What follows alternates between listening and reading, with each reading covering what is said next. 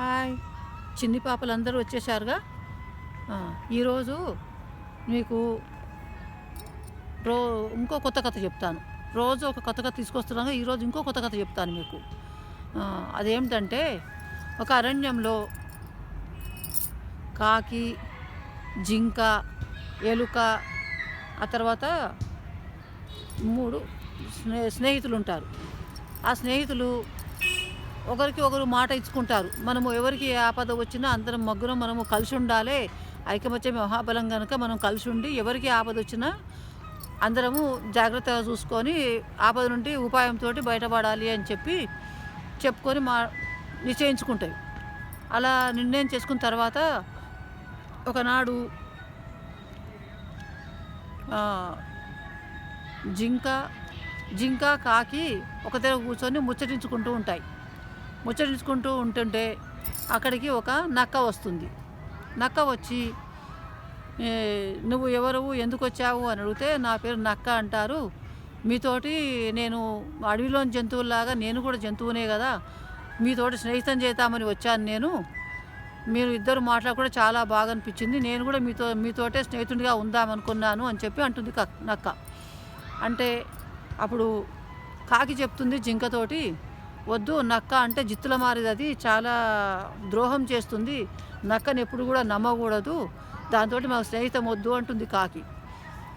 అన్నప్పుడు జింక ఏం చేస్తుందంటే, పోనీలే, అడవి జంతువులలో మా పక్షులము జంతువులు అంతా అడవిలో ఉండేవాళ్ళమే కదా, మనము వేరు జాతుల వారమైనా మనం అందరం కలిసే ఉంటున్నాం కదా. అంటే ఎవరు? ఎలుక, కాకి, ఇది జింక, తాబేలు, ఇవన్నీ ఫ్రెండ్స్. అలా వేరు జాతులలో కలిసి ఉంటున్నాం కదా, అలాగే ఈ నక్క కూడా అడవిలోని జంతువే కనుక దాన్ని కూడా మనం చేర్చుకుందాము అంటుంది జింక. సరే అని చెప్పి కాకి జింక అంతా ఖచ్చితంగా చెప్పినాక కాకి ఏమనలేక ఊరుకొని రోజు అన్నీ ఒకచోట కలిసి మాట్లాడుకోవడము, మంచిగా ఎవరికి కావాల్సిన ఆహారం వాళ్ళు తీసుకోవడము, తినడము, అలా గడిచిపోతుంది కాలం. కొన్ని రోజుల తర్వాత నక్క ఏం చేస్తుందంటే, కాకి వీటి దగ్గర లేని సమయం చూసి, నక్క బావ, మనము ఇక్కడ పక్కన ఒక నది ఉన్నది, ఆ నది ఒడ్డున పచ్చిక మంచి తాజాగా పచ్చిక ఆకుపచ్చగా మంచిగా ఉన్న పచ్చిక ఉన్నది, పక్కనే నీళ్లు ఉంటాయి నదిది, ఆ నీళ్లు తాగొచ్చు, హాయిగా అలా తిరిగొస్తామా అడవిలో అంటుంది నక్క జింకను. అనేసరికి పాపము ఆ నక్క మాటలు నమ్మి జింక తన మిత్రుడే కదా అనుకొని, సరే వెళదాం పదా అని చెప్పి జింక నక్క ఇద్దరు బయలుదేరుతాయి. వెళ్ళి అక్కడ తిరిగి కొంచెం దూరం పోయిన తర్వాత వీడు ఇలా పోతుంటే జింకను చూసి ఒక వేటవాడు వచ్చి జింకను చూసి దానికి వల వేస్తాడు. వల వేసేసరికి ఆ జింక వలలో చిక్కుకొని ఉన్నప్పుడు, నక్క బావ, మనం మిత్రులమే కదా, మరి వలతాళ్ళం కొరికేసి నన్ను విడిపించు, బోయవాడు ఇలా వలవన్నీ వెళ్ళిపోయాడు, నేను వలలో చిక్కుకున్నాను, బోయవాడు వచ్చే లోపల నన్ను విడిపించు అని నక్కను అడుగుతుంది జింక. అడిగితే నక్క ఏమంటుందంటే, అప్పుడు ఇది నరములతో చేసిన వల, ఇవాళ ఆదివారము, నేను మాంసాహారం ముట్టను, అందుకోసమని వలతాళ్ళు నేను కొరకలేను అని చెప్పి వెళ్ళిపోయినట్టు అయ్యి పక్క ఒక చెట్టు పొదలో దాక్కుంటుంది.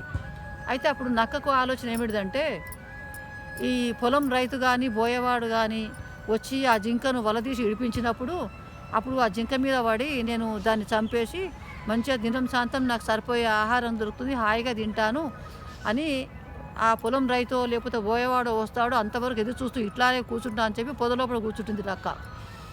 అయితే కాకి చాలాసేపటి వరకు చూసి, మన మిత్రులు ఇద్దరు అడవికి వెళ్ళిపోయారు, ఇంకా రాలేదు, ఎక్కడున్నారో ఏమో చూద్దామనుకొని కాకి బయలుదేరి వస్తూ అడవిలో ఈ చెట్టు కింద వలలో చిక్కుకున్న జింకను చూస్తుంది. కాకి చూసి జింక దగ్గరికి వచ్చి, నువ్వు ఇలా వలలో చిక్కుకున్నావు, నీతో నక్కబా వచ్చాడు కదా, మన మిత్రుడే కదా, ఎక్కడ వెళ్ళిపోయాడు, లేడు ఎందుకు అని చెప్పి కాకి జింకను అడుగుతుంది. జింక చెప్తుంది, నేను ఇట్లా వలలో పడగానే నన్ను విడిపించమని అడిగితే, నేను ఈరోజు ఆదివారం నేను నారంలో ముట్టను అని చెప్పి నేను విడిపియలేనని చెప్పి నక్క వెళ్ళింది, అక్కడ దూరం ఎక్కడ పోలేదు, పక్క పొదలనే దాక్కొని ఉంటుందిలే అని జింక చెప్తుంది. చెప్పే వరకు నక్క గుణము ఎప్పటికీ కాకి నచ్చదు కనుక కాకి ఆ మాటలు విని ఏం చెప్పిందంటే, ఇక్కడ దగ్గరలోనే బొరియలో మనకు మిత్రుడు ఇంకో ఎలుక ఉంటుంది, ఆ ఎలుకను పిలిచి నేను నీ వలతాడు కొరికేయమని చెప్తాను. అప్పుడు నువ్వు శ్వాస బిగబట్టుకొని చనిపోయినట్టుగా పడుకొని ఉండు. నేను నీ కండు పొడుస్తున్నట్టుగా వల మీద నీ మీద వాలి నేను కూర్చొని ఉంటాను అని జింకకు చెప్తుంది. చెప్పి పోయి ఎలుకను పిలుచుకొని వస్తుంది కాకి. ఎలుక, కాకి 2 వచ్చిన తర్వాత ఎలుక వచ్చి ఆ వలతాళం కొరుకుతూ ఉంటుంది. ఇంకా పైన కాకి కూర్చొని ఉంటుంది. ఉండి ఈ లోపట వేటగాడు వస్తాడు. వేటగాడు వచ్చి అరే ఇక జింక చనిపోయింది కదా, దీన్ని తీసుకుపోవచ్చులే అని చెప్పి చూసి ఒక బాణం అయితే వేద్దామనుకొని బాణం వేస్తాడు. బాణం వేసేసరికి ఆ బ- అప్పుడు కాకి చెప్పింది ఏమిటంటే, నువ్వు ఎలుక ఎలుక కా ఆ వలతాళం తెంచేయగానే నువ్వు లేచి పరిగెత్తు, ఇంకా ఆలస్యం చేయకుండా ఇక్కడ ఉంటే బోయవాడు నేను పట్టుకపోతాడని చెప్పి కాకి జింకకు చెప్తుంది. చెప్పేసరికి జింక నిజంగానే కాకి వాలి అట్లా ఉన్నప్పుడు బోయవాడిని చూడగానే ఎలుక ఆ లోపల ఎలుక వలతాడు కొరికేస్తుంది. కొరికేసరికి కాకి చెప్పినట్టుగా పరిగెత్తుంది జింక. పరిగెత్తే లోపలనే ఆ వేటగాడు బాణం వేస్తాడు జింకకు. బాణం వేసేసరికి ఆ బాణం చక్కగా పోయి పొదలో దాక్కుని నక్కకు తగులుతుంది.